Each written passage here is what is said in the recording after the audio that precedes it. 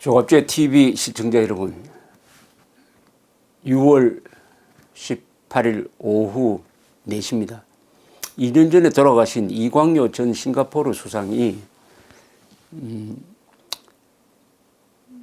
미국 하버드 대학교의 유명한 그레함 앨리슨 그리고 로버트 블랙윌 두 교수와 생전에 인터뷰한 책이 있습니다. 책이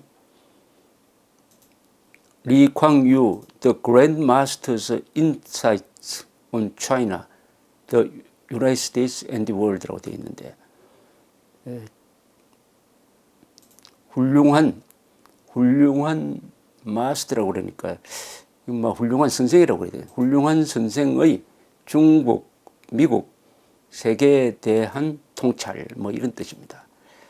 이 책은 우리나라에서도 아마 번역된 것 같은데 읽어보면은 중국을 어떻게 볼 것이냐에 대한 깊은 생각을 확인하게 됩니다. 이광요는 중국인 출신이죠. 화교 출신이니까. 그리고 영국에서 싱가포르 사람이지만은 영국에 가가지고 또 영국 캠브리지에서 아주 우수한 성적으로 졸업을 하고 말레이시아로부터 싱가포르를 독립시켜가지고 오늘날의 싱가포르를 만들어낸 사람입니다. 어느 한 사람이 만든 나라입니다. 이 싱가포르는 지금 인구가 한 700~800만 되고 군사 강국입니다. 인구가 6만 넘습니다. 이스라엘 사람들이 만든 군대 조직을 갖고 있고 국민 개병제입니다. 그리고 일체 병역 민제를 허용하지 않습니다.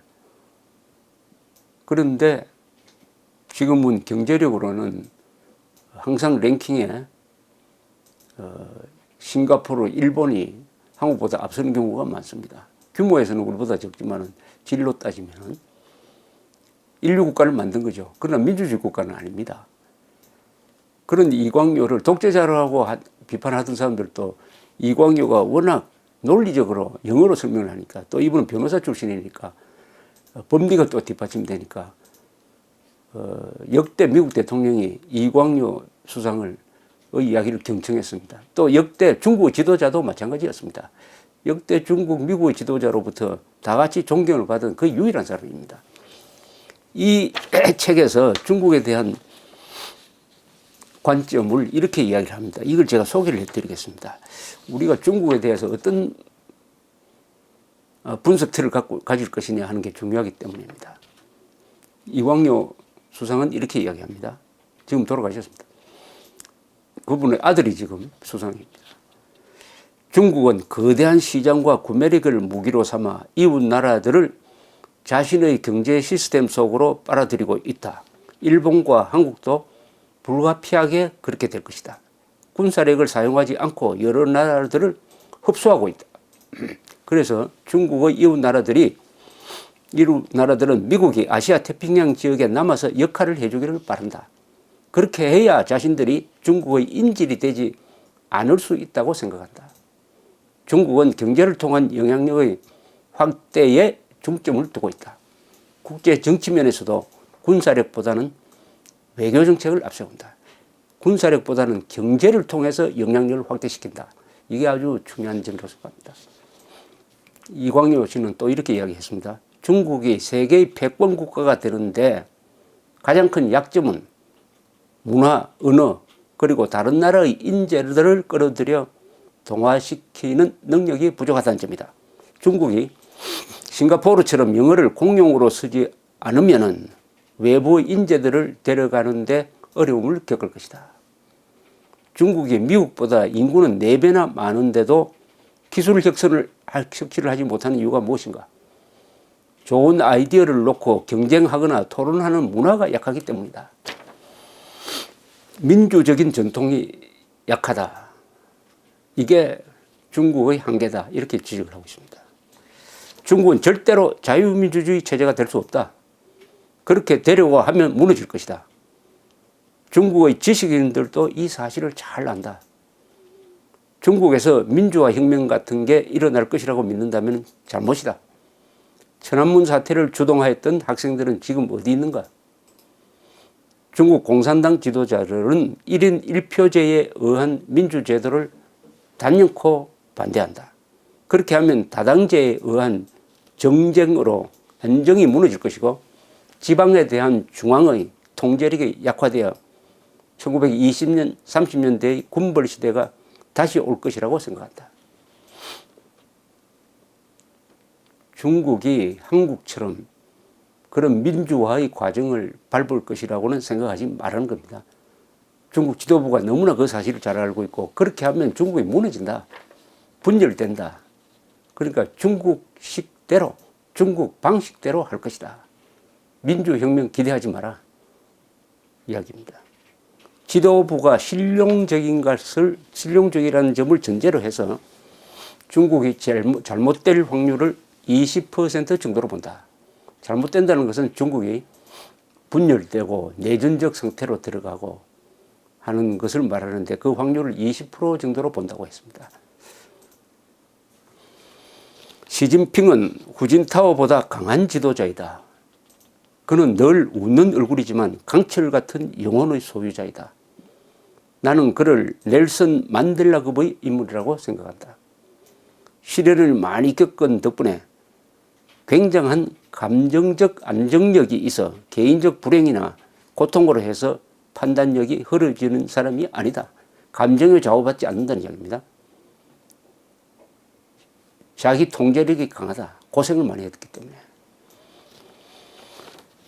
이광효 씨는 또 이렇게 내다보았습니다. 중국은 세계 최강의 나라를 만드는 것을 목표로 하고 있다. 다른 개발도상국과 달리 중국은 중국으로 남기를 원할 뿐 서양의 명예회원이 되기를 거부한다. 즉 중국은 중국으로 남으면 된다. 중화주의에 따라서 중국이 이 우주의 중심이라는 그 생각이 강하다는 거죠. 그런 자부심이 강하니까 뭐 서양 따라가서 서양의 명예회원 비슷하게 되기를 원하지 않는다.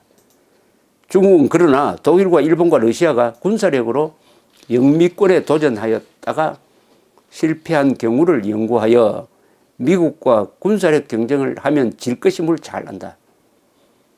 군사적 대결을 피하기 위하여 고개를 숙이고 웃으면서 40년 혹은 50년을 견뎌야 한다는 것도 안다. 그들의 대전략은 군사력이 아니라 경제력으로 영향력을 확대하는 것이다. 군사적 정면 대결로 가면 미국이 이긴다 하는 점을 중국이 너무나 잘 안다. 그래서 독일과 일본, 러시아가 갔던 미국을 상대로 한 군사력 대결로는 가지 않을 것이다. 그러려면 수모도 참고 견딜 것이다. 그러나 시간이 자신들 편이라고 생각할 것이다. 따라서 중국의 대전략의 기본은 군사력이 아니라 경제력이다. 경제력이다. 경제적 영향력을 확대시키면은 그 지리적 조건으로 해서 한국과 일본 주변 국가들이 그 안으로 휩쓸려들게 될 것이다. 그리고 중국은 시간이 있다. 중국은 기다린다.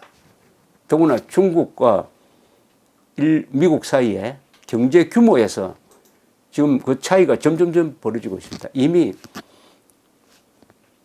구매력 기준으로는 중국이 미국 경제력의 1.5배입니다. 그런데 점점 이 격차가 더 커지고 있습니다. 그것은 군사비에 지출할 예산이 더 많아진다는 뜻이죠. 이게 시간이라는 요소가 여기에 들어가 보면은 그 추세가 점점 더 강화될 것이다. 이런 가운데서 핵을 갖지 않는 한국이 어떻게 살아남을 것이냐. 중국의 팽창, 미국의 퇴조. 이게 한반도를 사는, 우리가 한반도에서 이사를 갈 수 없으니까 한국인들의 가장 큰 고민이고, 그 고민이 이번 트럼프, 김정은 회담에서 바로 눈앞에 왔다. 즉 트럼프가 동아시아에서 빠지려고 한다.